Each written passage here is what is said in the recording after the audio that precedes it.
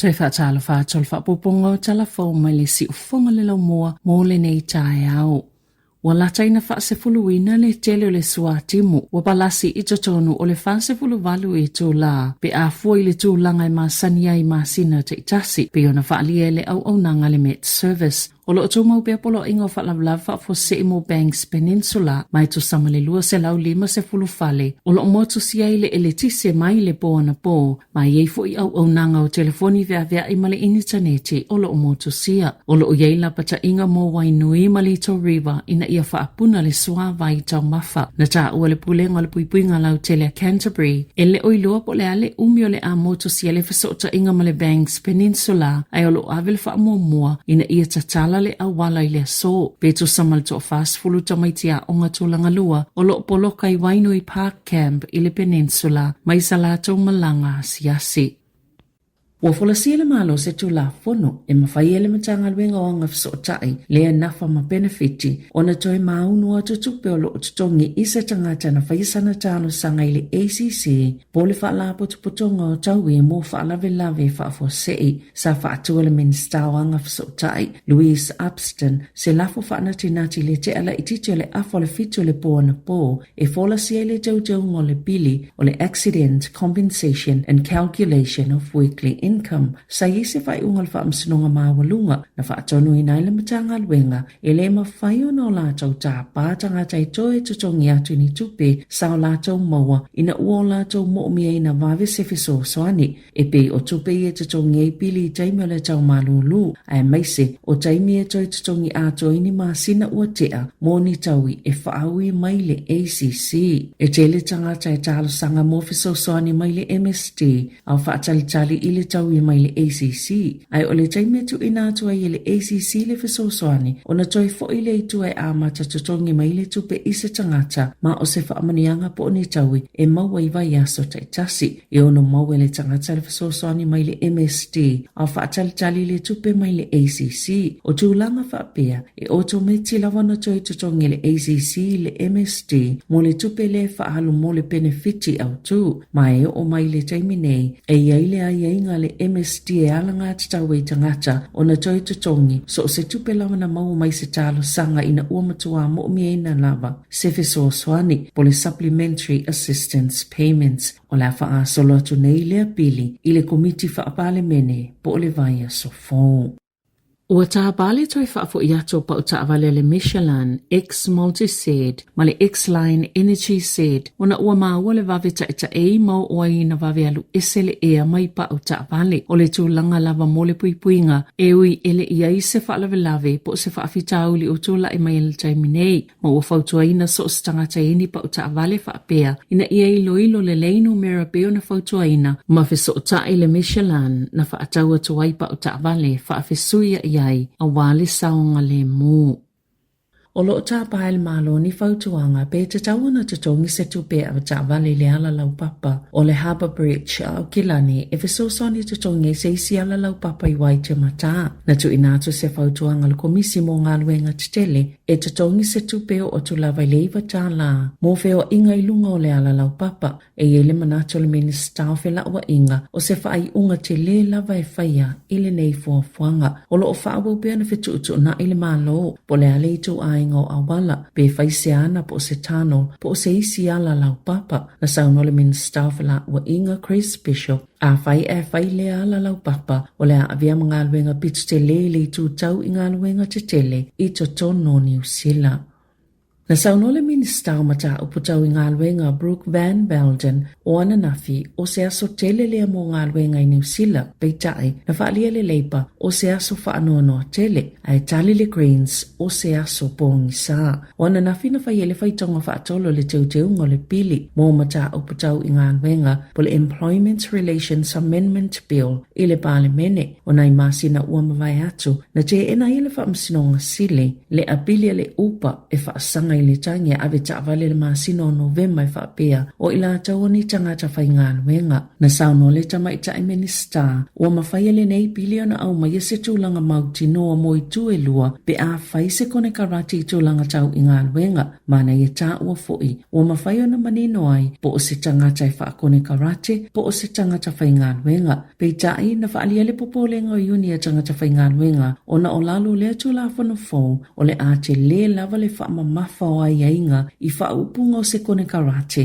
ai le o le tūlanga o le sootanga wha le ngā luenga. Na sauno le taitai o le Labour Chris Hipkins o le suingo le nei tūla whono o le ao ai tangata New Zealand Australia e le leo lo o te lea i le puipuinga o tangata whainga luenga ia ua wha amalosi ala tō whale whainga luenga o na avea o ni tangata wha akone karate. E lena o ave ta avale le upa o le a afia ai afia i fo i mawhela o inga ngā luenga titele tangata e wha mamai na whale o e ngā lulue mo le puipuinga po le security ma tangata o loo whaafai ngā luenga i ngā luenga Labour wa sui ai fo i le pili le whaatulanganga o tangi tangata taitasi e ala i le whaamalo singa a tili o le iloilonga o amionga tangata whai ngā luenga i le taimi i wha ngā solo ila na tangi ma fola si eise tapula o le tutongi i le lua se la wafe Tala whaatoanga wa aise tangata whai ngā luenga i la ngā sana mata upu pe a whaina le sao o na tuli pe whaamalo lo ma se ngā luenga.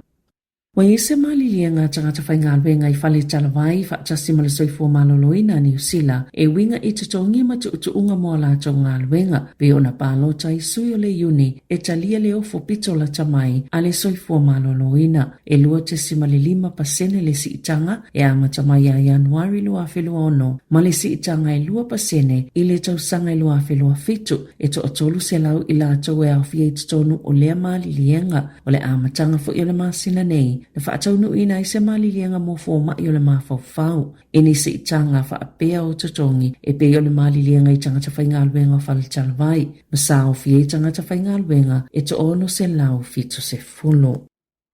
O le tūlanga pito maualunga lava se foi numero ni tusi talo sanga i se avano whainga luenga e tasi a le company telefonia le opo pe a whaasala lau o le 5 se lau. Peitai na whaata ia le pule o se lana le lava kamupani ina uola tau lima ina le silia ma le lua fe 5 se lau. O ni tusi talo sanga i se avano whainga luenga e tasi o le avano whainga luenga le ai au kilani ma o sanga tai whai masui o le company e whaatala noa ina ma whaamatala ina i le tangata whaatau ni o ma au au nangal company ma ia fo isila fiol tangata talo sanga i se no fuanga au tu e tali e telefoni mo au nangale company po le call center na tu e fa fo i mai New Zealand la lato call center mai Malaysia fa ia ni swinga po le luto sanga o to nai ma saula to mata wina le to tele o tangata e mana nao i le anga luenga i taimi umai fa sala la wai pe na fa le mo ken halim le fa to no sile le company le opo na o le fa pasene o tu sitalo sanga e mai te tono New Zealand. O stulanga fia lo lato i loa lo to o tele o tangata e fia ngā lulue mo le opo, le ana o le to o lua se fulu fitu, tangata whai ngā luenga o lo o ngā lulue ai. Na tūla i le whaamasino ngai lea solua mo le taimi mua se tama i ta i e whaatau sanga le matua o Kilani e tali mo lianga o whainga wō ai pepelo e tau whaase e pe tau whaasese ma ua se fulu valu tau sanga o ia whaia lea ngā yoinga e silia ma le 5 se lau se fulu fitu afe se tupe na ia mawaina ia whainga tau whaasese o whainga wō ma se tau le a Dunedin e le vau le lua afe ma le ono ma le lua afe lua wha e le o mawhai o na whailua ina lona ingoi le taimi nei e le Sinonga na whaalia leo o whainga tau whaasese i whainga wō e tele lawa ina whai e tangata mai whafo ma whainga tae le tō la whono na saili e māsani fo iona tupi se tangata e se e tia mālo whai se tasi lunga fiso ta inga whaate konolosi e au noma le whailoa ai bewa ai le tasi i le isi na whaalia fo i leo wa tau lewa ai ni whainga tau whaasese whaapea le nei vai tau e wa sui whainga tau whaasese cryptocurrency po o tamau a inga i leini tino i tupi e teo i whainga whaate konolosi. O le masina fou e toitola i le tamaita i lea na maulia i le whaangasinonga. Na whaalia se tangata i kaihu i Northland. E le tasi se whaasea na whaia e winga i ta i whau ta ta aloa i le nuu. Ma tuli solo tangata whiawai a le i mali wai se tamaitai. O le tai au le soloa na longo i nai au nanga mo whaalawla whaafosei. Mo se fsoswani i se whalile State Highway i se fululua. e taun ua tu leo ua maliu se tamaitai na whaamaonia le pule ngānu u whaitu mālua kai para mo le mainga o mea ola na iei se whaalavlawe na tupu na awhiei ni tai whau mase tangata maulo u whaia ia i suenga o tau fia fo ia tai whau le taimi nei na ta ue se tangata o le nuu i le leiteo New Zealand sa iei whaasea ai winga i tai whau i le vaenga o Northland peitai i leila se mea na whaia iai mai yeilo la tau tali tonunga sa le ta tau lava na tupu le whaalavlawe lea ua umai le ola o lea tangata.